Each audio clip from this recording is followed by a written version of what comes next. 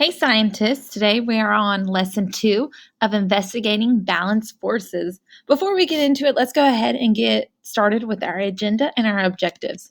Our agenda today is the floating paperclip challenge. And then our objective, students discovered how balanced forces can make an object's motion stable. Now remember, the word stable means that it is not going to be moving. Think about the train. We know that the train is rising up and the train can fall, but when it's floating and when it's moving, it is stable in the air. It's not moving up or down, it's stable.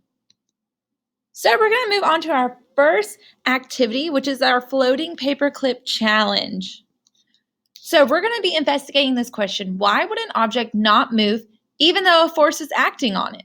Now we know that there is a force always around us that is constantly acting, exerting energy. It is called gravity. We figured out that two forces can act on an object at the same time, but that still doesn't explain why an object doesn't move when those forces are being exerted on it. Today, we're going to continue this investigation. We're going to watch students build a device that makes the paperclip float in midair on the end of its string. So what we're going to do is we're going to go ahead and look at these materials that they will have. They have a long cardboard piece with a slit cut through it. Then we have a tinier cardboard piece. They have 3 pieces of long tape, a paperclip, the cup, a string, and then 2 magnets. With all of these objects, I want you to think how you would build a device like this to make the paperclip float in midair.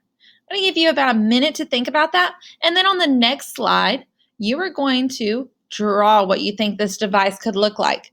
Now, you're not only going to draw, but you are going to draw a diagram. Remember, a diagram has labels on it. So whenever you're drawing in yours, I want to see what each object is. So if you're using the cup, you need to draw an arrow that tells me cup.